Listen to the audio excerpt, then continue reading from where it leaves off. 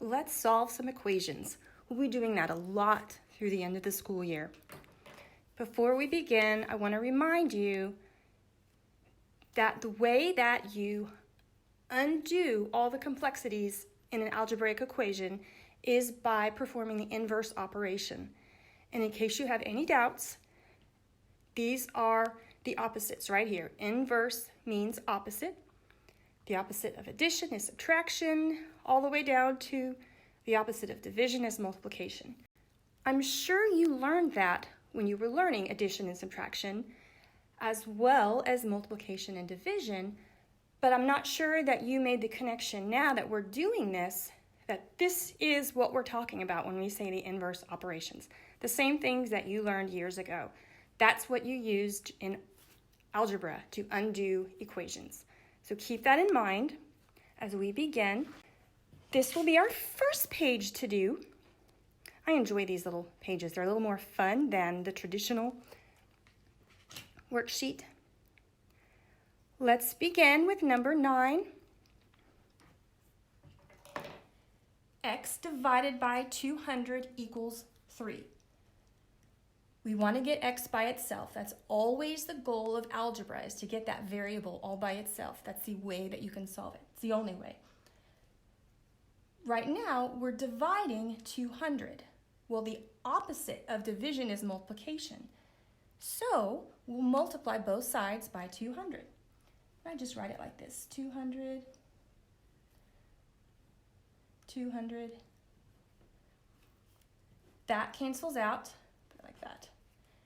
We're left with x equals 3 times 200. 3 times 2 is 600. That's number 9. Easy as that. Number 11.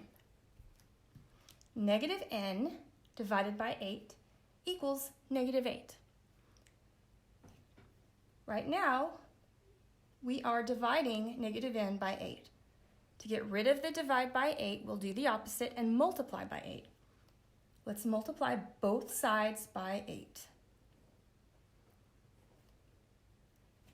We're left with negative n. Negative 8 times 8 is negative 64. We don't solve for negative n, we solve for n. So anytime your variable is negative, you just do the opposite of both. If negative n is negative 64, then positive n is positive 64. That's how that works. Look at 13. This is an interesting one. So you have negative n over 9. So you're probably thinking, well, which is negative, the n or the 9, and how do I handle that? Well, the easiest thing to do is pick. For this number to be negative, one of those two has to be negative. So, because I prefer not to solve for a negative value, because when you do, you have to switch it to positive, I'm going to make the 9 negative. So when I rewrite it, I'm going to write it as n over negative 9. That's easier to solve than that. Now I have a positive n and a negative 9. So I go on and do the steps. The opposite of divide is multiply, so I will multiply both sides by negative 9. I'm left with just n. 4 times negative 9 is negative 36.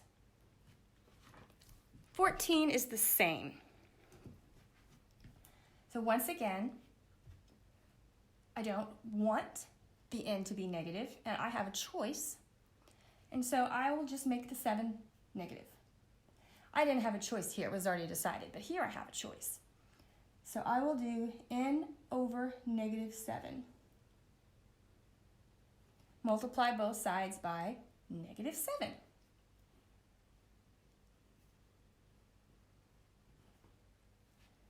That cancels out. I'm left with n equals Negative times a negative, so my answer will be positive. 7 times 5 is 35, and I've got my 0. So n equals 350. So take these, and you'll find your answers down here. I'll do 9 and 11 for you. 600,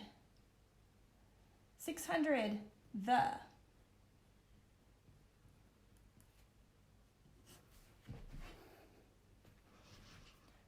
11 is 64. 60. I'm gonna write 60 right underneath it. You know what, let's go ahead and do the rest. Why not? I kind of want to do this myself. 13 is negative 36. Here, that's the word runs. And 14 is 350, the word why. All right, so finish this to see if you can answer this question. Let's go on to this next page. This is a relatively quick page. I don't want it to take a long time, but I do want you to learn the skills, so just enough to learn it, not too much though. We will do 4 of these together, which leaves you with 2 on your own. Let's look at the top. We'll do numbers 1 and 2 first.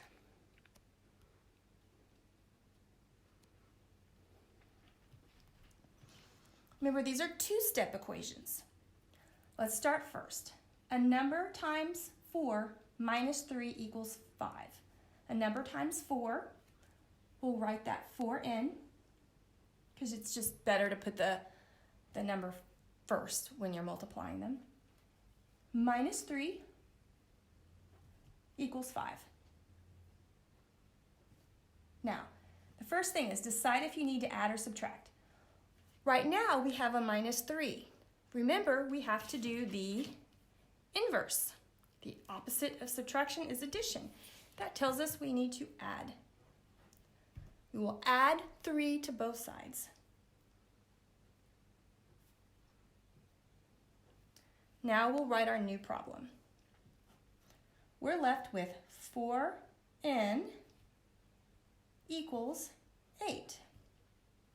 Now, number 4 says, decide if you need to multiply or divide. Right now, we have 4 times n. To get rid of the 4 times, we divide. So let's divide both sides by 4. That cancels out. We'll write the value of our variable. N equals 8 divided by 4 is 2. Take a moment and make sure your work matches mine. We'll go on to number 2. A number divided by 2 minus 4 equals 3. A number divided by 2. Remember, division in algebra should be written as a fraction with the fraction bar. A number divided by 2 minus 4 equals 3. Let's decide, do we need to add or subtract to get rid of the minus 4? The opposite of minus is add, so we add. Oh, I forgot to do that. Plus 4 plus 4. That cancels out. We're left with n divided by 2 equals 7. Now we decide if we need to multiply or divide to get rid of the divided by 2. The opposite of division is multiplication. Multiply it is. So we'll multiply both sides by 2. That cancels out. We're left with n equals 14. Take a moment, make sure your work matches mine. Of course, you can pause the videos anytime if I go too fast. I probably do. I'm sorry. It's different when you don't have a child in front of you or your student in front of you. You aren't children anymore, you're teens. Okay, up to number 4. 5 plus a number times 10 equals 20. 5 plus a number times 10. Okay. 5 plus, and instead of doing n times 10, I'm going to do 10n, the same as I did up here. 5 plus 10 times a number equals 25. Remember, our goal is to get the variable term by itself. We want to get the whole term by itself first. Once we get the term by itself, then we'll just focus on the variable. Right now we have a positive 5 with it. So the opposite of positive 5 is negative. So we subtract 5 from both sides. We're left with 10n equals 20. Now, time to get the n all by itself. Right now, we're multiplying times 10. To undo that is to divide. So let's divide both sides by 10. That cancels out. We're left with n equals 20 divided by 10 is 2. Finally, let's go over to number 5. 5 is the easiest. The only reason I'm doing number 5 with you is because I know how that many of you will look at that and think, okay, there's something with that. Must be harder. Must be harder. Can't be that easy. Let me get you started. I'll let you finish, but I will get you started. 10 plus a number equals 11. 10 plus a number equals 11. You don't have a coefficient with the variable. N is already isolated. So once you take away the 10, so you'll do subtraction first, right? You'll take away 10 from both sides. There's nothing to do here. So you'll go straight from here down to here. So right now you have n with 10, so you've got to get rid of the 10. So you'll subtract 10 from both sides, and then you'll have the answer. So, 1-step problems and 2-step problems.